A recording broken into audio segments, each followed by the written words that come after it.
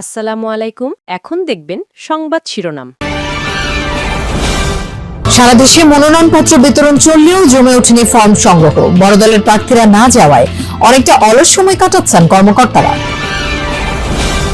বরিশালে university of global ভিলেজের চেয়ারম্যানের বিরুদ্ধে জালিয়াতির অভিযোগ। অন্যের জমি নিজের দেখিয়ে ট্রাস্টের নামে রেজিস্ট্রি।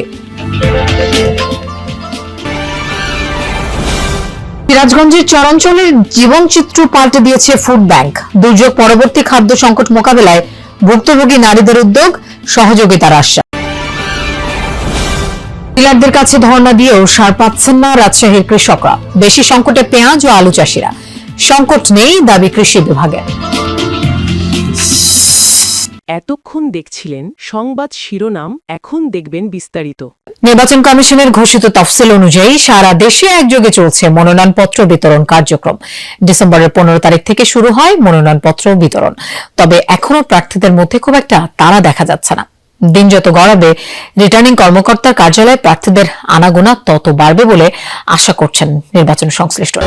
দরজায় কড়া নাড়ছে ত্রয়োদশ জাতীয় সংসদ নির্বাচন। চলছে নির্বাচনের মনোনয়নপত্র সংগ্রহ কার্যক্রম। তবে এখনো ডিসি অফিস এবং বিভাগীয় কমিশনার কার্যালয়ের সামনে প্রার্থীদের আনাগোনা তেমন একটা দেখা যাচ্ছে না। ঢিলে ঢালা ভাবেই চলছে মনোনয়নপত্র সংগ্রহ।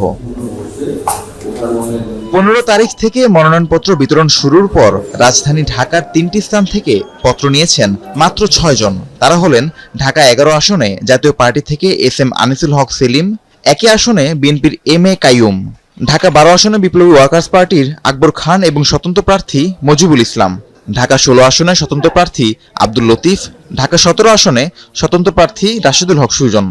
ঢাকা মহানগরীর 186, ঢাকা 13 অর্থাৎ মোহাম্মদপুর এলাকাটা এবং 188 ঢাকা 15, এই দুটি আসনের আমি রিটার্নিং অফিসারের কার্যালয় হতে একটি মনোনয়নপত্র বিতরণ হয়েছে।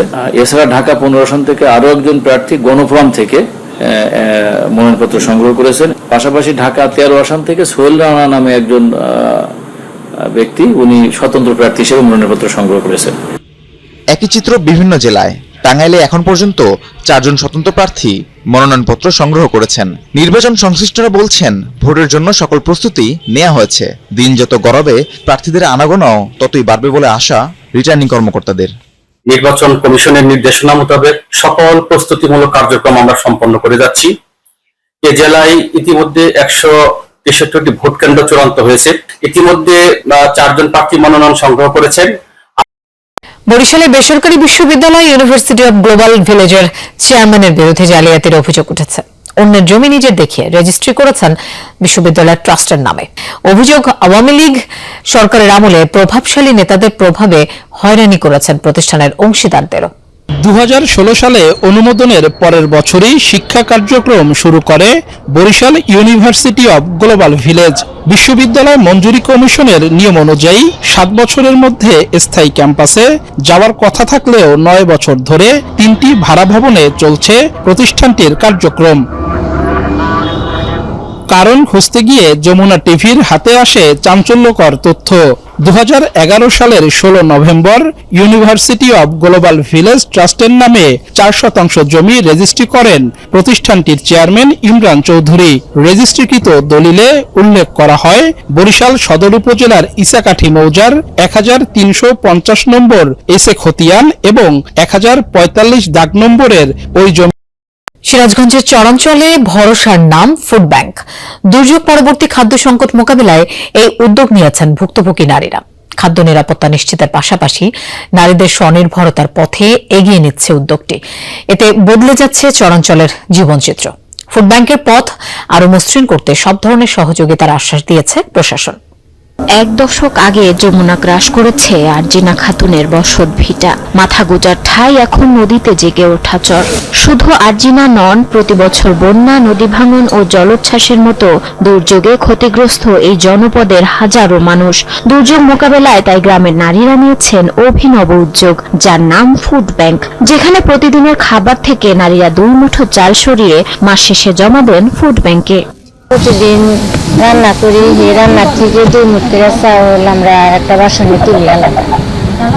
মাস পরে 2 কেজি চাউল হয়, 2 কেজি 3 কেজি চাউল হয়, সেই চাউলটা আমরা একটা ফুড ব্যাংকে আমরা রাখি। বন্যাকালীন সময় অনেকটা বিপদ, এই গ্রামের নারীরা অনেক সময় চাল পায় না, ঋণ পায় না, তখন তাদের অনেক সমস্যার সম্মুখীন হয়। 42 জন সদস্য আমরা আছি। 42 জন সদস্যর চাউল আমরা প্রতি মাসে 30 তারিখের ভিতরে মিটিংটা শেষ করি। 30 তারিখের ভিতরে চাউল উঠায়া ওইটা আমরা 50 টাকা কেজিতে বিক্রি করি। শুধু তাই নয়, উদ্বৃত্ত চাল বিক্রি করে অনেকে হচ্ছেন স্বাবলম্বীও। তাদের পাশে দাঁড়িয়েছে বিদেশি সংস্থা কৈকা। পশুপালন সহ বিভিন্ন কৃষিকাজের জন্য ক্ষুদ্র ঋণ দিচ্ছে প্রতিষ্ঠানটি। এতে অনেকের সংসারে ফিরেছে সচ্ছলতা। টাকা ছিল তাতে না ছিল না, পরে এই মালিক মুক্তা সংস্থা থেকে কৈকা থেকে 15,000 টাকা দিছিল। সেই টাকা দিয়ে একখান তেল আনছিলাম, কৈকার থেকে 15,000 টাকা দিছিল।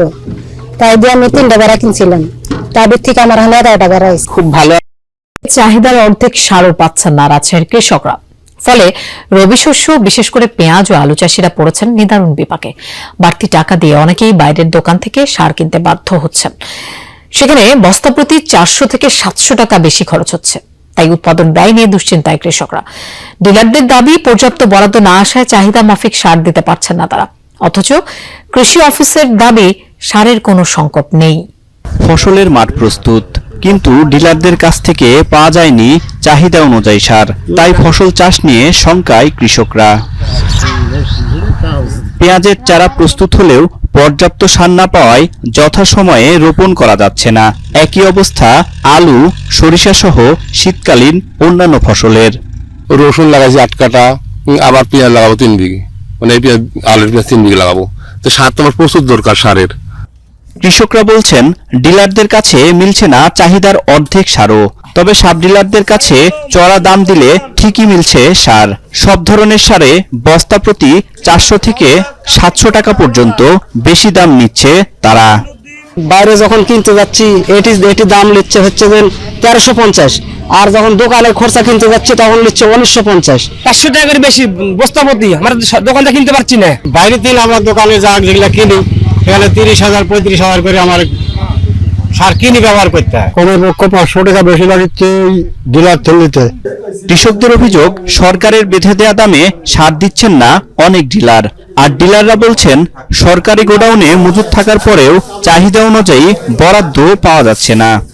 টোটাল একটা 2 বিঘা জমি বা 3 বিঘা জমিতে পেঁয়াজ করতে দেখা যাচ্ছে 10 বস্তা সার লাগে, কিন্তু আমরা সেখানে দিতে পারতেছি 2 বস্তা। আমরা যদি এভারেজ করি, একজন কৃষকের দেখা যাচ্ছে 3 বস্তা সার দরকার, সেখানে আমরা তাদেরকে 25 কেজি করে দিতে পারতেছি। আমরা যে পরিমাণ চাহিদা ওই পরিমাণ বরাদ্দ পাচ্ছি না। আপনার চাহিদা আমার 3 ওয়াট